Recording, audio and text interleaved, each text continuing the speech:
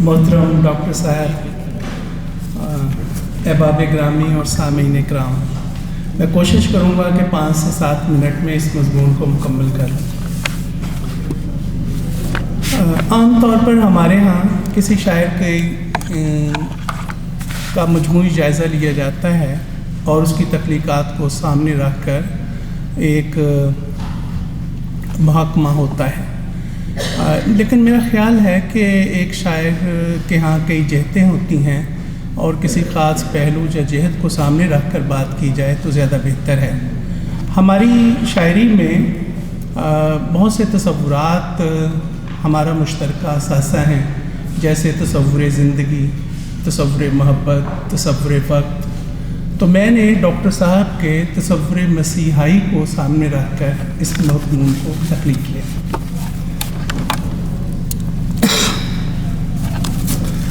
मसीहाई का दायरा कार जिस्मानी और रूहानी अवारस को मुहीत है।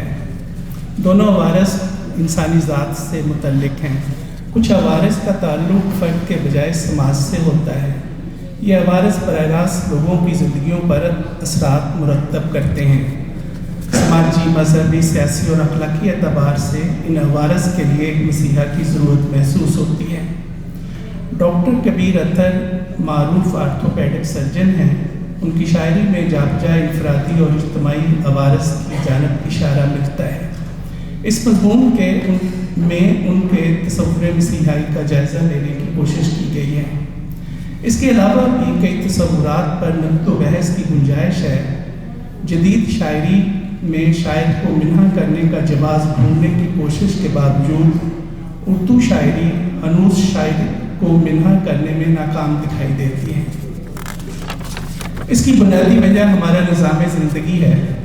मगरब में फ़र्द को इकाई की हैसियत से तस्लीम कर लिया गया है।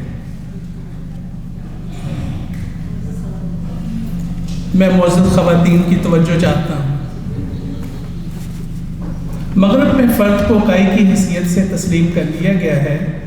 उसकी ज़ात में मुदाखलत की गुंजाइश नहीं है। हमारे यहाँ फ़र्द को इज्तिमाई दायरा कार में देखा जाता है, यानी उसके ज़ाती मामलात को समाजी सतह पर नज़रअंदाज नहीं किया जा सकता है। समाज के ज़ाब्ते और अखलाकियात उसे ख़ास दायरे में रखते हैं। सोच, अमल और इसार में समाज मान्य होता है। अवारस की तमाम तर सूरतें जिस्मानी, रूहानी, इनफरादी और इज्तिमाई नौइयत की होती हैं। यहाँ एक कार खैर का आगाज़ होता है। शायर जब अपनी ज़ात से बाहर निकल कर देखने लगता है तो एक मसीहा जन्म लेता है। अफसोस हमारे अक्सर शोरा तमाम ज़िंदगी ज़ात में रहकर गुजार देते हैं और उन्हें बाहर निकल कर देखने की तौफीक नहीं होती है। बहुत पहले डॉक्टर कबीर अत्तर की एक गज़ल मेरे मुताले में आई थी। 2 शेर मुलाहिज़ा कीजिए। बस इतना दख्ल था मेरा खुदा के कामों में, मैं मरते लोगों की जानें बचाया करता था। बस इतना दख्ल था मेरा खुदा के कामों में, मैं मरते लोगों की जानें बचाया करता था। मेरे सुपुर्द कफ़ालत थी बेज़बानों की, मैं रिज़्क़ इसलिए वाफर कमाया करता था। इन अशार ने मुझे इस मज़मून का मौजू ढूंढने में मदद दी है। जो मैंने इस आईने में डॉक्टर कबीर अत्तर की शायरी को देखना शुरू किया तो एक जहान हैरत को अपना मुंतज़िर पाया। पहले रोमानी सतह पर मसीहाई का अंदाज़ देखिए। मोहब्बत में मसीहाई का ये पहलू हद दर्जा नुदरत का हामिल है। मेरा ख्याल है कि बहुत कम शोरा ने इस मंतके को दरियाफ्त किया है। शेर मुलाहिज़ा हो। तुझे खुश बदन टीसे नहीं मैं लुत्फ़ दूँगा, तुझे खुश बदन टीसे नहीं मैं लुत्फ़ दूँगा, मुझे कीकर नहीं शमशाद से तोड़ा गया है। मज़ीद देखिए। अभी तो टूटे हुए दिल पे काम जारी है, अभी तो टूटे हुए दिल पे काम जारी है, बहाल चश्मे तमन्ना का भी भरम करेंगे। ये है शराब की बोतल ये आबे ज़मज़म की, जिसे जहाँ से मिलेगी खुशी बहम करेंगे। ज़ाती सतह पर मसीहाई का तजुर्बा कम मिलता है। मैं डॉक्टर कबीर अत्तर के ये शेर पढ़कर सरशार हो गया हूँ। इस कैफियत का इज़हार ज़ाती तजर्बे के बगैर मुमकिन नहीं है। ملاحظہ کیجیے، رونے کے ساتھ جس پہ بہت ہنس رہا ہوں میں، رونے کے ساتھ جس پہ بہت ہنس رہا ہوں میں، اس حادثے میں لطف کا پہلو زیادہ ہے۔ اور دیکھیے وہ تو ہے مجھ میں جس کی حفاظت کے واسطے باہر سے خاردار بنایا گیا مجھے، نہیں ہے میرے دکھوں کا میرے سوا کوئی، خیال اس لیے رکھنا ہے مجھ حزین کا مجھے۔ کیا مسیحائی کے تصور میں پشیمانی کا تصور بھی ممکن ہے؟ مجھے ایک شعر ایسا بھی ملا ہے جو یک وقت دونوں کیفیات کی غمازی کرتا ہے۔ رشتوں میں احساس تحفظ اور اس تحفظ میں کوتاہی کا یہ زاویہ بھی اردو شاعری کی زینت بن گیا ہے۔ یہاں ترجیحات کے بجائے میلانات کو دخل حاصل ہے۔ ہم معاملات میں اکثر اوقات اس غلطی کے مرتکب ہوتے ہیں۔ گمسم ہوں بیوی بچوں کی جانیں بچا کے میں، ماں کی طرف تو دھیان گیا ہی نہیں میرا۔ گمسم ہوں بیوی بچوں کی جانیں بچا کے میں، ماں کی طرف تو دھیان گیا ہی نہیں میرا۔ ڈاکٹر کبیر اتھر کے تصور مسیحائی میں روح اور جذبے کا ایسا امتزاج بھی ملتا ہے جسے تخلیقی سطح پر بیان کرنا نہایت فنکارانہ صلاحیتوں کا مظہر ہے۔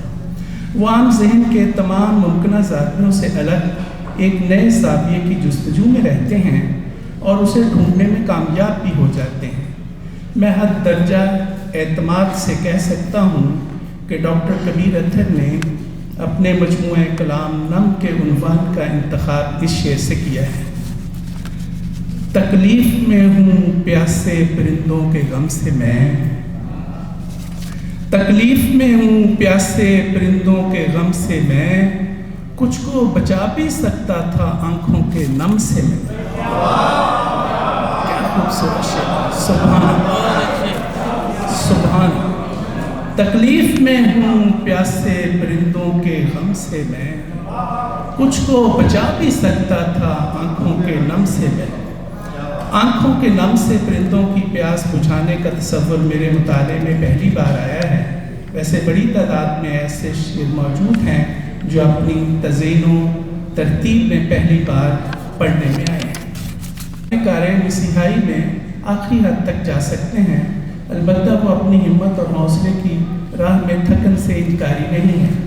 اس کے باوجود امید کا دیا بجھنے نہیں دیتے۔ اس شعر کے کئی زاویے کاری کی توجہ کھینچتے ہیں، ملاحظہ کیجیے۔ پہنچوں گا ان دلوں میں بھی جن تک نہیں گیا، پہنچوں گا ان دلوں میں بھی جن تک نہیں گیا، میں شعر کہتے کہتے اگر تھک نہیں گیا۔ پہنچوں گا ان دلوں میں بھی جن تک نہیں گیا، میں شعر کہتے کہتے اگر تھک نہیں گیا۔ کر دیا میں نے ہواؤں کے حوالے ورنہ، کر دیا میں نے ہواؤں کے حوالے ورنہ، غم کو خوشبو میں بدلنے کی روایت کم ہے۔ تعمیر میں تخریب کا تصور تو عام پایا جاتا ہے، مگر کیا اس میں کوئی خاص کرینہ ایسا ہو سکتا ہے کہ تخریب کی جانب دھیان ہی نہ جائے اور تعمیر دل و دماغ پر غالب آ جائے؟ اس نوع کی واردات ہرگز عمومی نہیں ہوتی ہے۔ ایسا شعر خیال کی ترتیب سے زیادہ جذبے کی سچائی سے عبارت ہوتا ہے۔ تب تک اجاڑتا رہا میں باغ شہر کے، تب تک اجاڑتا رہا میں باغ شہر کے، پھولوں سے جب تلک وہ مکان ڈھک نہیں گئے۔ تب تک اجاڑتا رہا میں باغ شہر کے، پھولوں سے جب تک وہ مکان ڈھک نہیں گیا۔ اجتماعی سطح پر کار مسیحائی کی کئی صورتیں ہو سکتی ہیں۔ میں نے ابتدا میں کہا تھا کہ اردو شاعری شاعر کو منحا کر کے تخلیق کو دیکھنا افورڈ نہیں کرتی ہے۔ ایک آرتھوپیڈک ڈاکٹر اور شاعر کو منحا کر کے دیکھنے سے اس شعر کا حسن غارت ہو جائے گا۔ ملاحظہ کیجیے۔ اپاہجوں کے لیے رون کے حیات ہوں میں، اپاہجوں کے لیے رون کے حیات ہوں میں، کسی کا پاؤں ہوں میں اور کسی کا ہاتھ ہوں۔ اپاہجوں کے لیے رون کے حیات ہوں میں، کسی کا پاؤں ہوں میں اور کسی کا ہاتھ ہوں میں۔ اس لیے میں نے کہا کہ اردو شاعری قطعی طور پہ شاعر کو منحا کر کے شاعری کا جائزہ لینے کی جو کوشش ہے اس کو پسند نہیں کرتی ہے، کیونکہ ہمارے معروضی حالات اس طرح کے ہیں کہ شاعر اور اس کی ذات اور اس کی انوائرمنٹ جو ہے اسے کسی صورت نظر انداز نہیں کیا جا سکتا۔ یہ اگرچہ ہمارے مغربی جو نکات ہیں ان کے ذریعے سے ہم تک میسج تو پہنچا ہے، لیکن میرا خیال ہے کہ اس طرح سے دیکھنا ہماری اپنی شاعری کو شاید جو ہے نا وہ کم کر دے گا اس کا درجہ، یا پھر اس کے تمام ممکنہ جو زاویے ہیں ان تک پہنچنے کی صحیح میں ہمارے لیے ناکامی کا سبب بنے گا۔ دوسروں کے لیے رونق حیات بننے والا شاعر اپنی زندگی کی پرواہ نہیں کرتا ہے، اور یہی سچے شاعر کا منصب ہے۔ وہ صرف شعر نہ کہے بلکہ جب کبھی کچھ کر گزرنے کا موقع آئے تو سینہ تان کر کھڑا ہو جائے۔ گو درج ذیل شعر صرف مشاہدے کا مرہون منت ہے، اس کے باوجود اس طاقت سے انکار ممکن نہیں۔ جان گوا بیٹھا ہوں میں اوروں کے جھگڑے میں، جان گوا بیٹھا ہوں میں اوروں کے جھگڑے میں، ہمت کی تھی خوابوں کو تعبیر دلانے کی۔ کار خیر اور کار مسیحائی ایک ہی پودے کے دو مختلف پھول ہیں، کبھی کبھی یہ دونوں ایک ہی شاخ پر اکٹھے ہو جاتے ہیں اور اس طرح ان کی قدر مزید بڑھ جاتی ہے۔ وہ راست فکر شاعر ہیں اور اس نوعیت کے درجنوں مضامین نام میں ملتے ہیں۔ ٹوٹے دلوں کو جوڑتا رہتا ہوں اس لیے، ٹوٹے دلوں کو جوڑتا رہتا ہوں اس لیے، جھگڑے محبتوں کے نہ پہنچے وکیل تک۔ رکھنا ہے پیش پیش بھی ہر کار خیر میں، اور خود کو آشکار بھی کرنا نہیں مجھے۔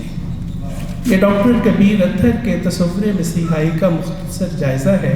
ان کے دیگر موضوعات پر الگ الگ جائزے اپنے نکات کے منتظر ہیں۔ میں مضمون کا انتخاب اختتام کتاب میں شامل نعت کے شعر سے کرتا ہوں۔ یہ میری آنکھ کھلے آپ کے زمانے میں سو کے اٹھوں تو ناممکنات سا کچھ ہو۔ Thank you.